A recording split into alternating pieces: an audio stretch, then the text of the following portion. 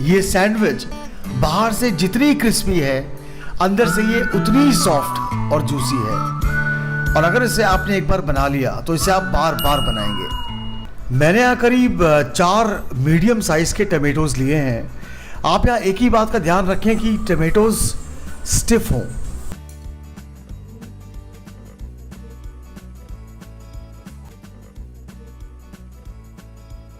अब हम इन roasted tomatoes का जूस निकालकर मेयोनीज में मिलाएंगे, जिससे एक बहुत ही स्मोकी फ्लेवर का सैंडविच स्प्रेड बनेगा।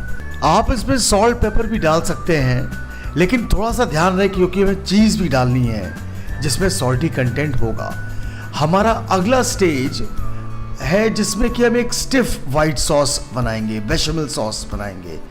मैंने यहाँ पे 1 टेबलस्पून बटर, 1 टेबलस्पून मैदा लेकर इसको अच्छी तरह से सेका है 2 से 3 मिनट, जब तक कि वो एक खास खुशबू ना आए, जिससे आपको मालूम पड़ जाएगा कि ये फ्लावर बटर मिक्सचर पक गया है।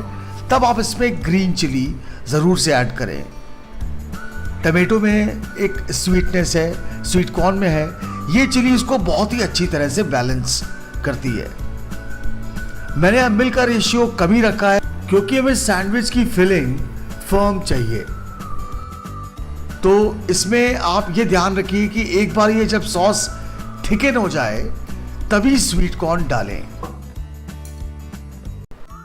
ये बहुत ही फ्लेवरफुल रोस्टेड टमेटो और कॉर्न स्टफिंग तैयार है।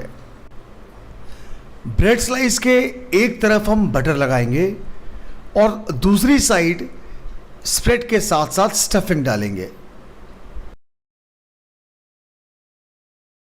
स्टफिंग बराबर में 3 सैंडविच में बांटकर इसको चीज से टॉप अप करेंगे।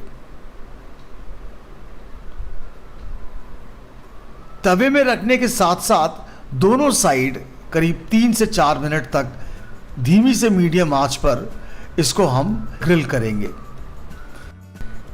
ये एक बहुत ही आसान रेसिपी है,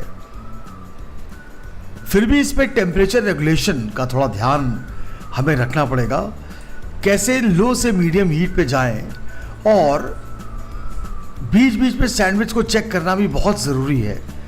जब आपको अपना डिज़ायर्ड कलर मिल जाए, लाइट रेड से डार्क रेड तक, फिर इसको आप सर्व कर सकते हैं।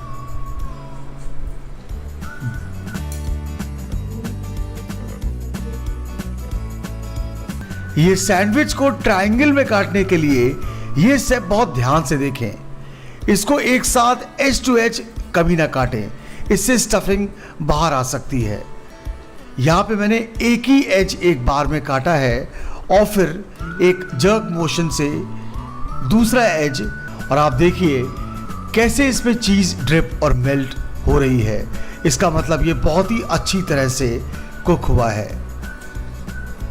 तो ये रोस्टेड टमेटो कॉर्न चीज़ ग्रिल सैंडविच आपको कैसी लगी, आप ज़रूर बताएं। I will be waiting for your comments. I am sure आपको ये बहुत पसंद आई होगी। अगर आपको ये अच्छी लगी तो आप लाइक करें, शेयर करें, सब्सक्राइब करें। ऐसी एक अगली रेसिपी के साथ बहुत ही जल्दी फिर मुलाकात होगी। तब तक के लिए eat healthy and stay safe.